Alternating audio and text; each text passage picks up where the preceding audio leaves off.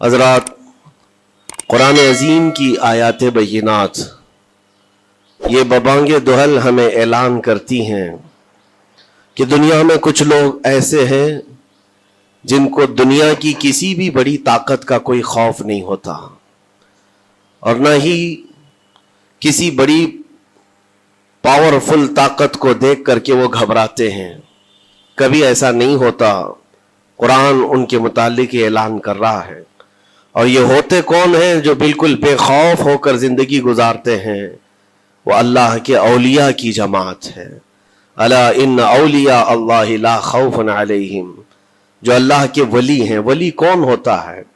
वली के कई माने हैं, दोस्त के भी हैं, मददगार के भी हैं, गुलाम के भी हैं, मौला के भी हैं, आका के भी हैं। यहाँ पर जो अल्लाह के औलिया का माना लिया जाता है वो अल्लाह के दोस्त, अल्लाह के महबूब। वजह यह है कि जो पैदा होते ही दुनिया में अल्लाह अकबर की आवाज सुन करके आया हो, जिसका मतलब ही होता है अल्लाह सबसे बड़ा है।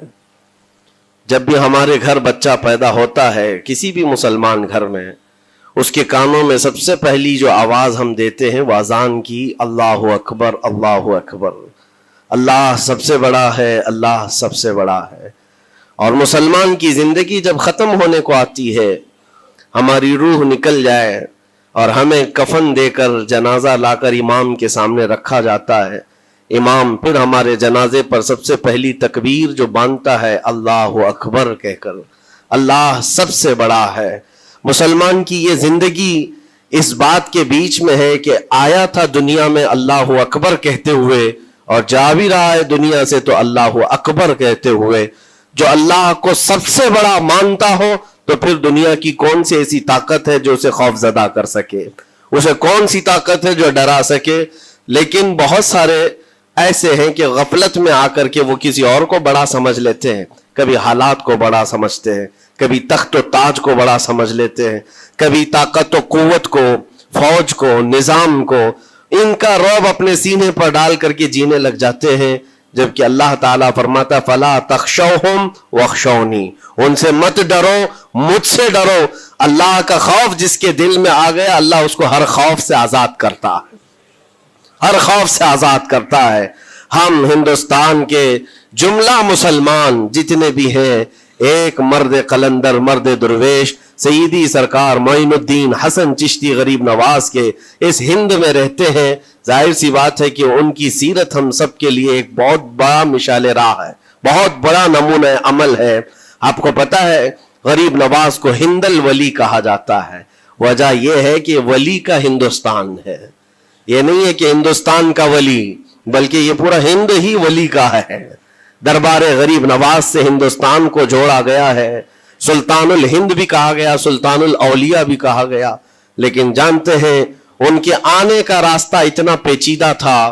वो सन 583 की बात थी, 583 हिजरी चल रही थी, जब आप हरम काबा से निकलकर मदीने तैयबा जा रहे थे।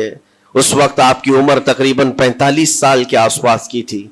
निहायत ही इबादत गुजार, तकवा शिआर, 20 साल अपने पीर और मुर्शिद की खिदमत करके वो हरम काबा में पहुंचे थे। 20 साल के बाद जब मस्जिद नबवी में गए तो अजीब सी कैफियत थी। सलाम किया रसूल पाक सल्लल्लाहु अलैहि वसल्लम के दरबार में, तो जवाब कब्र अनवर से आया, वालेकुम या मुइनुद्दीन शेखुल बर्र वल बहर, ऐ मोइनुद्दीन तुझ पर मेरी सलामती हो, अल्लाह की सलामती हो, जो खुशकियों का भी और तरियों का भी तुझे इमाम बनाया गया है। और आवाज ये नबी करीम सल्लल्लाहु ताला अलैहि वसल्लम के दरबार से सुनने वाली आवाज थी। आप घबराए थे, थोड़ा सा सरासीनगी थी। ये हिंदुस्तान की तरफ इशारा करके मेरे आका सल्लल्लाहु ताला अलैहि वसल्लम ने फरमाया था कि तुझे हिंद की विलायत दी जाती है। उस वक्त तक सरकार गरीब नवाज को न हिंदुस्तान आना कभी हुआ था, न हिंदुस्तान के इलाकों को आपने कभी देखा था, क्योंकि सजिस्तान जो यहाँ से काफी दूर है, अफगान के करीब एक इलाका संजर, जहां पर आपकी विलादत हुई, वहां से निकल करके आप निशापुर में आबाद रहे। उसके बाद 40 साल के बाद हरम काबा और हरम मदीना में रहे। लेकिन अचानक ये बात कि तुम्हें हिंद की विलायत दी जाती है, ایک تعجب والی بات ہے, نئی جگہ پر بھیجا جا رہا ہے. آپ دوبارہ شام میں نبی پاک صلی اللہ علیہ وسلم کے دربار میں حاضر ہوئے اور سلام پیش کرنے کے بعد, کیونکہ یہ خوشی کی بات تو سب کے لیے تھی کہ ہندوستان کو اللہ تعالیٰ ایک عظیم ولی بھیج رہا ہے, لیکن جس کو بھیجا جا رہا ہے وہ بے قرار تھا, بے چین تھا, کیونکہ نہ راستے پتہ ہے, نہ ملک کے حالات معلوم ہیں. بارگاہ مصطفیٰ صلی اللہ علیہ وسلم میں دوبارہ جب حاضری ہوئی, عرض کیا آقا آپ کا حکم, اس کی تعمیل کے لیے بندہ حاضر ہے, لیکن نہ یہ فقیر ہندوستان کے راستے دیکھا ہے, نہ وہاں کے حالات معلوم ہے. حضور پاک صلی اللہ تعالی علیہ وسلم کے دربار میں یہ اپنی بپتا سنا رہے تھے, داستان غم سنا رہے تھے, غنودگی طاری آ گئی, یعنی نیند سی کیفیت آ گئی, اور بارگاہ رسول صلی اللہ علیہ وسلم میں ایک دیوار پر ٹیک لگا کر جیسی ہی آپ کی آنکھیں بند ہوئی, رسول کریم صلی اللہ علیہ وسلم تشریف لائے اور اشارہ فرما کر پورے ہندوستان کے نقشے آپ کے سامنے کھول کر رکھ دیے, اور پھر غریب نواز کو یہ بتایا بھی کس جگہ سے تمہیں سفر کرنا ہے, کیسے تمہیں جانا ہے اور کہاں تمہارا مسکن ہوگا. سرکار غریب نواز فرماتے ہیں اس ایک خواب میں میں نے رسول کریم صلی اللہ تعالی علیہ وسلم کے ہاتھ میں اجمیر کے پہاڑ بھی دیکھ لیے, وہاں کے قلعے بھی دیکھ لیے تھے جو موجود تھے. اور اس کے بعد پھر کس بات کا خوف ہے, کس بات کا ڈر ہے, جنہوں نے راستے بتائے ہیں وہ ہادی رسول, وہ ہادی عالم ہے. نبی پاک صلی اللہ علیہ وسلم آئے ہی ہیں پوری کائنات کو راستہ دکھانے کے لیے, اور جنہوں نے غریب نواز کو ہند کا راستہ بتایا ہو, پھر ڈر کس بات کا. جب آپ بیدار ہوتے ہیں تو اپنے ساتھ 40 قطب اس اولیاء کرام کی جماعت لے کر مدینہ طیبہ سے سفر کے لیے نکلے تھے. میرے عزیزو, اب بات یہاں آتی ہے, اسی لیے مدینہ طیبہ سے یہ پورا پلان ہوا ہے, مدینہ طیبہ سے بھیجا گیا ہے, مدینہ طیبہ سے پلیسمنٹ ہوا ہے. اسی وجہ سے آج تک تاریخ غریب نواز کو عطائے رسول کہتی ہے. عطائے رسول ہے, رسول اللہ کی عطا ہے, ہندوستان والوں کے لیے خاص عطا ہے میرے آقا صلی اللہ علیہ وسلم کی. جب وہ سفر کے لیے نکلے, سن 83 سے چلے تھے, تو یہاں ہندوستان پہنچتے پہنچتے آپ کو 87 یعنی 4 سال کا عرصہ لگ گیا تھا. 4 سال کے عرصے کے بعد آپ پہنچے. میرے عزیزوں, نہ پلینوں کا سفر, نہ جہازوں کا سفر کہ اڑ کر کے ادھر سے ادھر آ گئے. وہ تو پیدل قافلہ نکلا تھا, درویشوں کا قافلہ تھا, اور وہاں مدینہ طیبہ سے نکل کر بغداد پہنچے. بغداد میں اولیاء کاملین کی صحبت پائی, وہاں سے پھر نیشاپور, پھر اس کے بعد ہرات, اور افغان کے علاقے ہوتے ہوئے لاہور پہنچے. لاہور میں سرکار داتا گنج بخش عالم رحمت اللہ تعالی علیہ کے دربار میں چلہ کشی فرمائی, وہاں سے دلی پہنچے.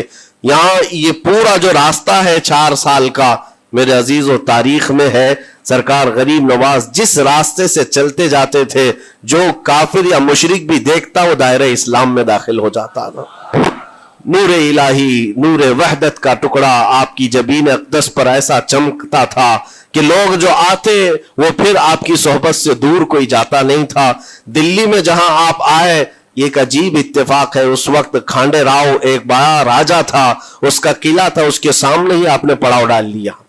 سرکار غریب نواز رضی اللہ تعالیٰ عنہ کی یہ داستان, یہ تاریخ, وہاں پر آپ نے اپنا پڑاؤ ڈال لیا. اور ان بت پرستوں کے لیے ایک بڑا پیچیدہ مسئلہ تھا کہ ایک درویش آیا ہے.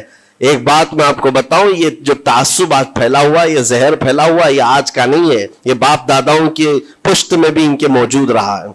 اسلام اور مسلمانوں کے خلاف زہر مشرکین کے دلوں میں یہ بہت پرانی چیز ہے, نئی نہیں ہے, بہت پرانی چیز ہے. تعصب دلوں کے اندر کڑھن رکھنا اور کبھی ایکسپٹ نہ کرنا, یہ سرکار غریب نواز جس دن ہند میں قدم رکھ رہے اسی دن سے آپ نے اس کو فیس کیا ہے, اسی دن سے آپ نے اس کو دیکھا ہے. اور وہاں پر کھانڈے راؤ کی جماعت نے بہت کوششیں کی کہ یہ دلی میں داخل ہوا, یہیں سے ان کو ختم کر دیا جائے, نکال دیا جائے. لیکن عجیب اتفاق یہ ہے کہ یہ جو جماعت آئی تھی سرکار غریب نواز کے ساتھ, نہ ان کے ہاتھوں میں تلوار ہے, نہ بھالے ہیں, نہ چاقو ہے, نہ چھری ہے. یہ تو گدڑیاں پہنی ہوئی درویشوں کی جماعت تھی, گدڑیاں پہنی ہوئی درویشوں کی جماعت جو جھولے میں سوکھی روٹی رکھتے تھے اور پانی میں بھگو کر کھا لیا کرتے تھے. ان کے پاس نہ کوئی ہتھیار ہے, نہ کوئی سامان حرب, سامان جنگ ہے. ان کو نکالا جائے تو کس بات سے نکالا جائے؟ हिम्मत भी ना होती थी। यहां तक कि जो आपको वहां से जाने की बात करने के लिए आता था, थोड़ी देर महफिल में बैठता और खड़ा रहता और कलमा पढ़कर फिर मुशर्रफ ब इस्लाम हो जाता। दिल्ली के अंदर एक दिन के अंदर 1000 लोग इस्लाम में दाखिल हुए थे। सरकार गरीब नवाज रज़ियल्लाहु तआला अन्हु ने तलवार से इस्लाम में दाखिल नहीं किया है, ना ही किसी को डरा धमका करके। वो सूखी रोटी खाने वाले किस बात से डराते लोगों को? उनके पास कौन सा एटम बम था? यहां मौजूद जो राजे महाराजे थे उनके पास फौज भी थे, हाथी भी थे, घोड़े भी थे, सब कुछ था। लेकिन आने वाला मर्द कलंदर क्या लेकर के आया था, तारीख में बताया जाता है ये वो जमाना था जब शिहाबुद्दीन गौरी हिंद के ऊपर हमले करके यहां पर आने की कई मर्तबा कोशिश किया। ये अफगान का बादशाह था शिहाबुद्दीन गौरी, जब हिंदुस्तान पर कई मर्तबा हमले करके नाकाम लौट रहा था, बीच रास्ते में इन फकीरों की जमात से बादशाह की जमात की मुलाकात हो गई। सिपाही जा रहे थे शिकस्त खाकर और ये दुर्वेशों का काफिला इधर आ रहा था। देखा पहचानी सी सूरतें लगती हैं। जाकर के एक सिपाही ने पूछा, बाबा आप लोग कहां जा रहे हैं? तो बाबा जो जमात में आ रहे थे उन्होंने कहा हिंदुस्तान फतह करने जा रहे हैं। बड़ी बात है, गुदड़ियां पहने हुए, पैबंद लगे कपड़े हैं, झोलियां लटकाए हैं। और उसने देख करके कहा मारा सिपाही ने, कहा ये देखते हो हमारे बादशाह की फौज है, इसमें हाथी घोड़ों की तादाद देखो, जरा सामान जंग तो देखो, इसमें नेज़े तलवारों की छनक तो देखो, और आप ये चंद फकीरों की जमात लेकर हिंद फतह करने की बात कर रहे हैं।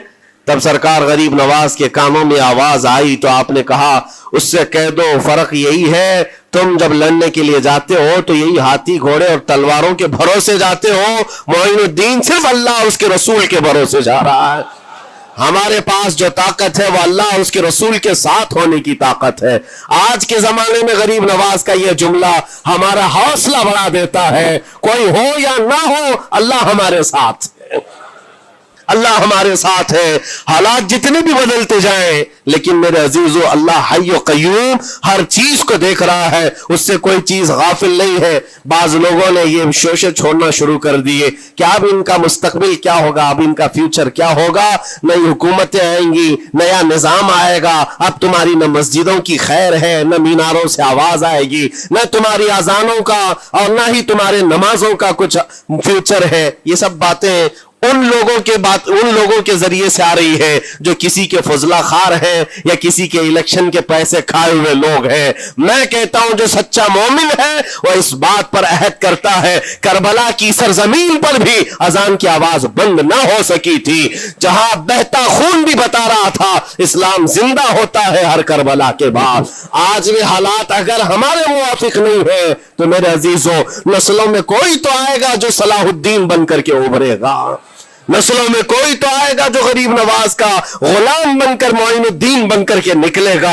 इसलिए कि हालात हर वक्त एक तरह के नहीं होते, हमने तारीख देखी है और रब ताला का कानून है, कभी बादशाहों को फकीर बना देता है और कभी फकीरों को बादशाह का मनसब अता कर देता है।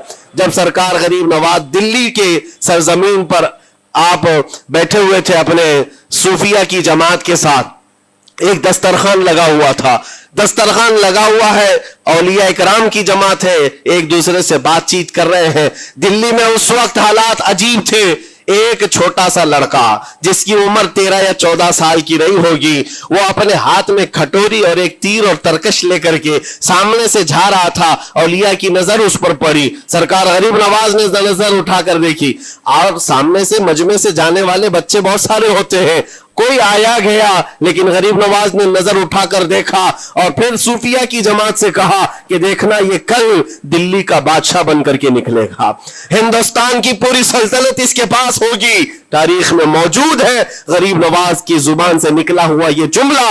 वो लड़का कोई और नहीं था, सुल्तान शमसुद्दीन अल्तमश, जो हिंदुस्तान का ताकतवर बादशाह बनकर के निकला था।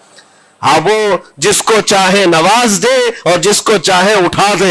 अजीजा ने गिरामी वक़ार, हमारे इम्तिहान की घड़ी चल रही है, हमारे हालात अभी यानी बैक की तरफ अगर जा रहे हैं तो इसका मतलब ये नहीं है कि खत्म हो गए। हम ये देखते रहेंगे और रब ताला की मदद का इंतजार भी करेंगे।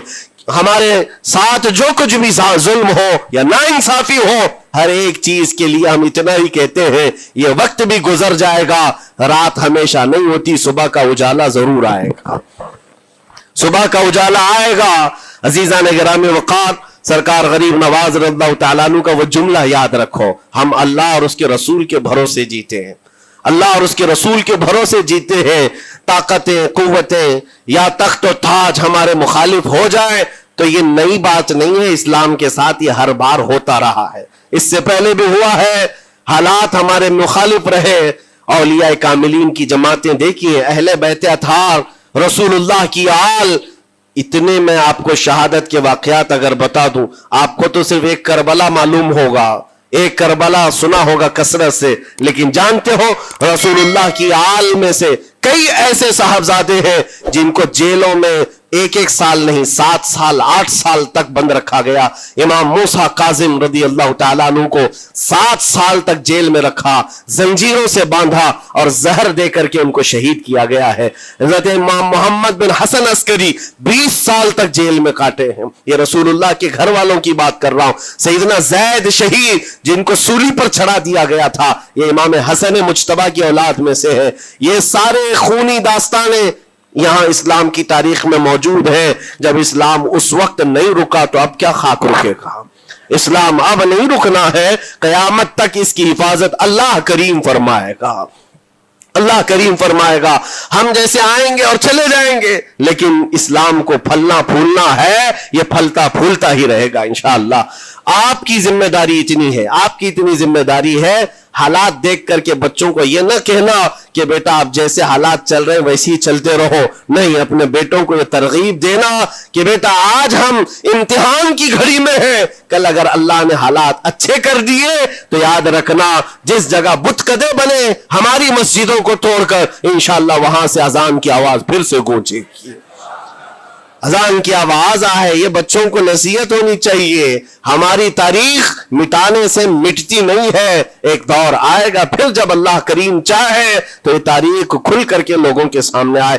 ہم کسی پر ظلم کرنے کی اجازت ہرگز نہیں دیتے، اور ساتھ ہی اسلام یہ بھی کہتا ہے ظلم ہو جائے تو سہنے کی اجازت بھی نہیں ہے، آپ کو حق بات بول کر جانا ہے، حق بات پہنچا کر کے جانا ہے۔ بولنے میں کیا ہے، ہماری زبان کاٹی جائے گی، ہماری گردن ماری جائے گی، لیکن حق بات کی حفاظت نسلوں تک منتقل کرنا اللہ کریم کی طرف سے ایک بہت بڑا انعام ہے، اس کا بہت بڑا انعام ہے۔ یہ تو ہم کر ہی سکتے ہیں، ہماری نسلوں کو یہ بات بتائیں گے انشاءاللہ العزیز۔ یہ غریب نواز کا ہندوستان کل بھی تھا، آج بھی اور ہمیشہ رہے گا انشاءاللہ۔ سرکار غریب نواز کا پھیلایا ہوا یہ چراغ کبھی پھونک کے پھونکوں سے بجھایا تو نہیں بجھایا جا سکتا۔ آپ دلی کی سرزمین سے جب اجمیر معلیٰ پہنچے تھے، یہ تقریباً 7 مہینے کا سفر تھا غالباً، اس سفر کے دوران کئی ہزار لوگ اسلام میں داخل ہوئے تھے، اور آپ کو اس کے بعد کی تاریخی حالات معلوم ہے۔ جادوگروں نے مقابلہ کیا، راجوں مہاراجوں نے، بادشاہوں نے مقابلہ کیا، اور فوج نے مقابلہ کیا، نہ جانے کتنے لوگ۔ ایک بار تو ایسا ہوا کہ انا ساگر کی اس پہاڑی پر آپ ذکر میں مشغول تھے، راجے نے کئی مرتبہ یہ سوچا کہ ان کو مار کر کے یا کسی طرح سے بھگائیں، لیکن جب نہیں ہوا تو راجہ سے کسی نے کہا یہ منتر والا کوئی فقیر ہے، اس کا توڑ منتر والے سے ہی ہوگا۔ تو اس وقت جو بہت بڑا ان کا ایک منتر جاپ کرنے والا پجاری تھا، اس وقت اس تاریخ میں اس کا نام رام دیو بتایا گیا ہے، یہ والا نہیں ہے، اس زمانے کا تھا۔ اور اس کو راجہ نے جا کر کہا، وہ کبھی کسی سے مقابلے کے لیے آیا نہیں تھا، اس نے حامی بھر لی کہ ہاں ٹھیک ہے، میں جاؤں گا، دیکھتا ہوں کون فقیر آیا ہے ہماری اس دھرتی پر، اور میں جاپ کروں گا، اگر جادو ہے تو جادو سے میں کاٹ دوں گا۔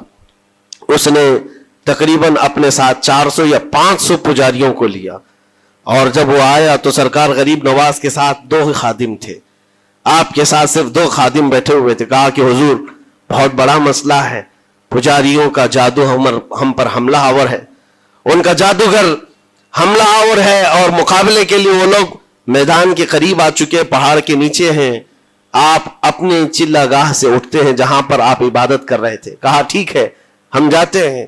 اور اس کے بعد सरकार गरीब नवाज ने कहला भेजा अपने खादिम से, कहो कि वो अपना मंत्र पढ़े, हम अपना मंत्र पढ़े।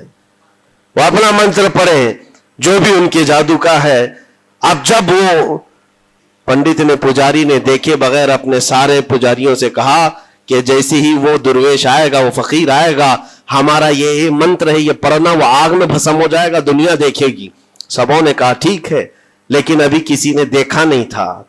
लेकिन जैसे ही वो अपनी झोपड़ी से ये मर्द कलंदर जलवे रसूल लेकर के निकला था, जमाले रसूल लेकर निकला था, बेटा है किसका? हसन और हुसैन का बेटा है, फातिमा जहरा का बेटा है। जैसे ही बाहर आए, वो मंत्र जो सिखाया गया था सबके करीब करीब आए। 400 लोगों ने वो गरीब नवाज की पेशानी को देखकर मंत्र पढ़ना शुरू किया।